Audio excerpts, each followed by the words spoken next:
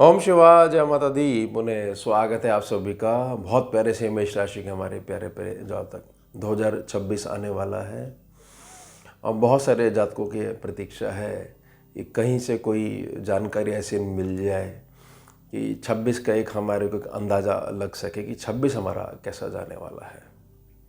बहुत सारे लोगों का संघर्ष भी रहा 2025 में और बहुत सारी चीज़ें हो सकता है जो उन पे लागू ही नहीं हुई हो। स्वाभाविक बात है कि लगन कुंडली कितनी मजबूत है या किस अवस्था में जो है उसमें गोचरी अवस्था जो है अपना प्रभाव डाल रही है। एक बात ना बहुत क्लियर समझ लीजिएगा, 2026 किनको विजयश्री दिलवाएगा, इसको समझने के लिए ये याद रखिएगा कि बृहस्पति अतिचारी चाल में है और उनकी इस चाल से प्रत्येक ग्रह जो है वह प्रभावित है। और बृहस्पति अतिचारी का मतलब अगर अतिचारी चाल में सभी ग्रह प्रभावित हैं तो विजयश्री किसको मिलेगी? उसी जातक को मिलेगी जो बिल्कुल सही ढंग से चल रहा है, वाकई में ही जिसने जो है अभी तक जो है मेहनत करी है, तो बड़े सुंदर सुंदर फल मिलने वाले हैं।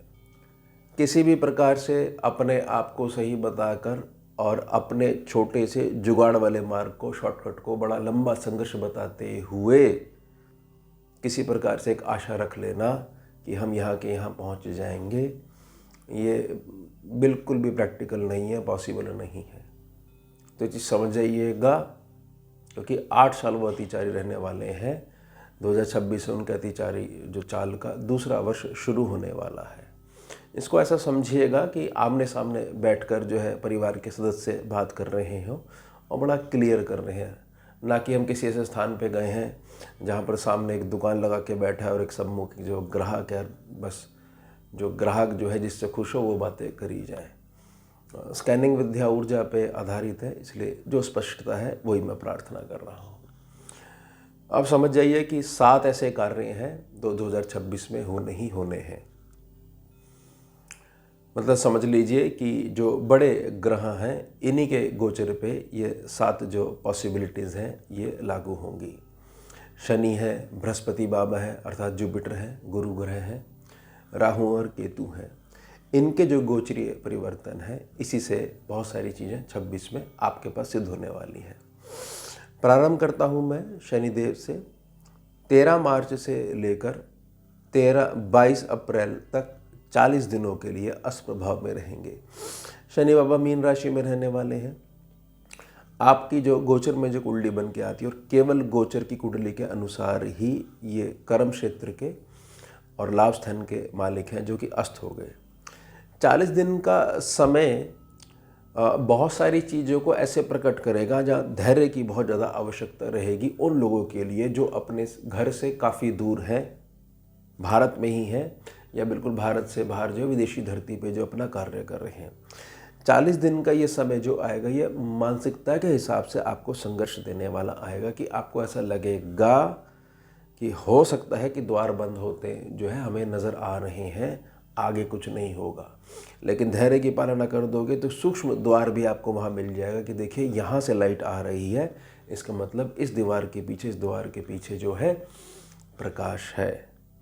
तो बहुत जल्दबाजी वाले निर्णय को अपने प्रोफेशन सेक्शन को लेकर, अपने सर्वला सेक्शन को लेकर कि हम बहुत दूर हैं, यहाँ बहुत ज़्यादा पैनिक सिचुएशन क्रिएट हो रही है, मत करिएगा।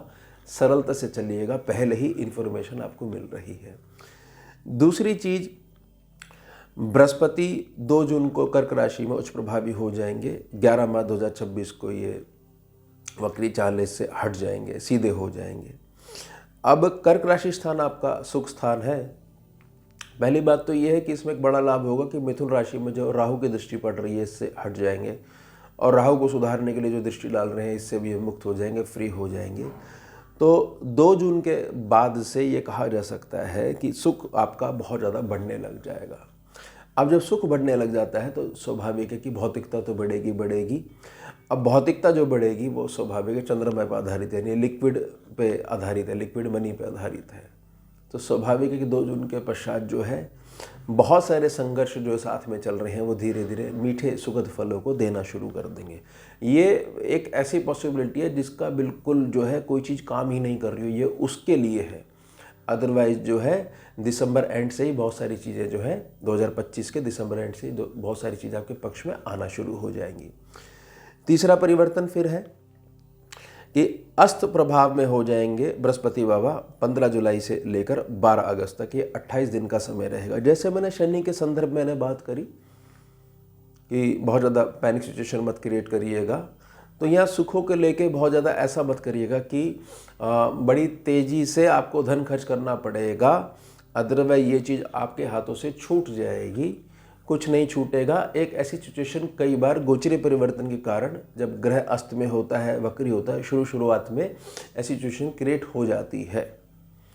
तो यहाँ पर वो व्यक्ति बहुत सही तरीके से चल लेता है, उस पर कोई फ़र्क नहीं पड़ता। जो बहुत धीरे से अपने आप को चला रहा है, जो बहुत तेज़ चाल में चल रहा है, वो एकदम रुकता है फिर एकदम स्पीड बढ़ाता है, उसका कोई फ़ायदा नहीं होता। उसमें थोड़ा सा टक्कर लगने का डर बना रहता है। यानी इतने अवस्था में जिसके पास नियम है उसको कोई फ़र्क नहीं पड़ने वाला। तो स्वाभाविक जो मैंने गणना शुरू में प्रार्थना करी कि जो सही होके चल रहा है आने वाला समय केवल उसी का है, और जो किसी प्रकार से कोई चीज़ घुमाने का प्रयास कर रहा है, कुछ नहीं घूमने वाला। अतिचारी बृहस्पति है, इसको कोई नहीं घुमा सकता। ईश्वर की आज्ञा से ही इनमें गोचरीय चाल में परिवर्तन आते हैं, समय समय अनुसार कर्मों के फलों को थोड़ा सा देने के लिए।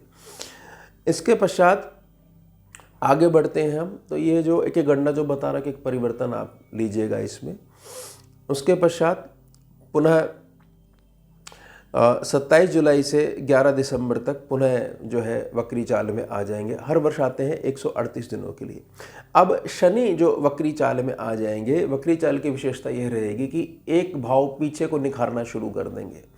एक भाव पीछे पुनः राहु बैठे हुए हैं, तो बहुत तेज़ी से क्विक मनी आने लग जाएगा। बड़े ध्यान से समझिएगा। अब बहुत सारे पेंडिंग लिस्ट में जो कार्य अभी भी बने हुए थे वह भी जातकों के पूरे होने लग जाएंगे, है ना भाई। किसी का इस ड्यूरेशन में नहीं हुआ तो आने वाले ड्यूरेशन में ज़रूर हो जाएगा।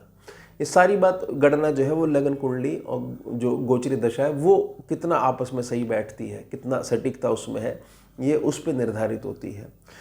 तो कुल मिला के बहुत सारे पेंडिंग लिस्ट के जो काम है वो बहुत तेज़ी से पूरे होने लग जाएंगे जब 138 दिनों के लिए वक्री चाल में आ जाएंगे।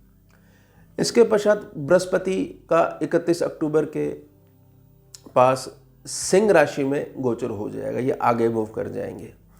अब सिंह राशि में जब ये मूव कर जाएंगे तो स्वाभाविक है वहाँ केतु बाबा बैठे हुए हैं, इनके साथ जो मेल होगा। अब एक विशिष्ट मेष राशि मेष लगन का जातक जो धीरे धीरे जो है अपने स्वभाव से थोड़ा सा अलग हटके आध्यात्मिकता की ओर बढ़ता जा रहा है। सूक्ष्म जगत की सूक्ष्म गणनाएं उस पर लागू होती जा रही हैं। उसको समझ में नहीं आ रहा है कि स्वप्न के माध्यम से कोई शक्ति मुझे संदेश देना चाह रही है, मैं क्यों इतना अधिक अध्यात्म की तरफ मुड़ता जा रहा हूँ। ये उनका समय चालू हो जाएगा ऐसे जातकों का। तो आप पेरेंट्स हैं और मेष राशि मेष लगन का जातक आपके यहाँ है, बच्चा है आपका, तो जो चीज़ें वो अब बोलना शुरू कर रहे हैं ना 2025 में, वो सही साबित होंगी जब सिंह राशि में ये पहुंच जाएंगे और केतु के साथ इनकी युति हो जाएगी। बाकी ज्ञान की दृष्टि से बहुत अच्छा समय रहेगा मेष राशि के जातकों के लिए। हर प्रकार की समृद्धि की विद्या के सूत्र उनके पास होंगे कि किसी प्रकार से हमारे को कमी जो है अब भोगनी नहीं पड़ेगी।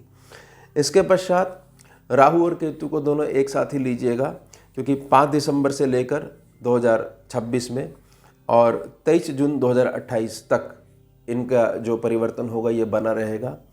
राहु पहुंच जाएंगे एक भाव आगे, यानी कि उल्टा चलते हैं तो पीछे आने को इनको एक आगे बढ़ना बोला जाता है। ये कुंभ से मकर में आ जाएंगे, कर्म क्षेत्र में आ जाएंगे, और सिंह राशि से केतु निकल के कर्क राशि स्थान में आ जाएंगे। देखिए राहु की जो ये प्लेसमेंट होगी इससे थोड़ी सी डिस्टर्बेंस ज़रूर होगी कर्म क्षेत्र में, और कर्म क्षेत्र में जो आपके साथ काम करने वाले हैं। स्वाभाविक आप काम करते हो या काम देते हो तो थोड़ा सा डिस्टर्बेंस होगी, लेकिन वही प्रार्थना करी गई है जो संभल के चल रहा है उसको बहुत ज़्यादा फर्क नहीं पड़ने वाला है, क्योंकि उसने बहुत सारे लेसन जो है वो लर्न कर लिए हैं। सुख दुख जो है धूप छाँव ये आती रहती है, बस हमें तो निरंतरता बनाकर रखनी आनी चाहिए। केतु जब यहाँ पर कर्क राशि स्थान में पहुँचेंगे तो थोड़ा सा ऐसा हो सकता है कि काम की बढ़ोतरी के कारण जो है अपनी सेहत की तरफ जो ध्यान देना चाहिए था वो नहीं दे पा रहे हो, घर वालों को जो ध्यान देना चाहिए तो नहीं दे पा रहे हो। लेकिन यह भी ज़रूरी है, तभी ही जिनके लिए कमा रहे हो उनको कुछ सुख पहुंचा पाओगे। इस भावना के साथ, पॉजिटिव भावना के साथ ही आपने आगे बढ़ना है। उसके पश्चात एक परिवर्तन और होगा जो कि बहुत अच्छा रहेगा। बृहस्पति 13 दिसंबर से लेकर 13 अप्रैल 2027 तक 122 दिनों के लिए वक्री हो जाएंगे। केतु के साथ इनकी पुनः युति हो जाएगी।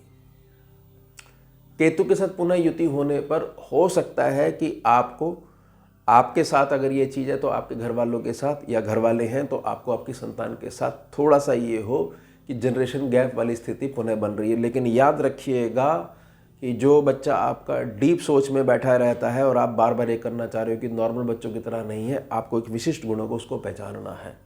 आने वाला समय उस बच्चे का है या आने वाला समय आपका है, और उसकी नींव जो है वह आध्यात्मिकता है।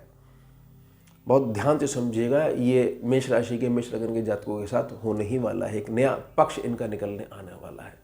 यानी 2026 मेष राशि के जातकों के लिए रूपांतरण वाला साल है। और जैसी मर्जी गणना लगा लीजिए, जिसने जन्म दिया है, जिसने चोंच दी है, वो चुग्गा भी देता है। तो उसके भरोसे से आगे बढ़ना चाहिए, ना कि बहुत अधिक जानकारी लेकर जो है ग्रहों में जो है कंफ्यूज होकर बैठना चाहिए कि क्या हुआ क्या हुआ। सब पहले से निश्चित है, जो होगा वो मंगल ही होगा, बस हमें चाल सीधी रखनी आनी चाहिए। तो ये हो गया हमारा उत्तम विषय। मिलते हैं आपसे अगले भाग में नए विषय के साथ। जुड़िए और जोड़िए। हम शिवा, जय माता दी।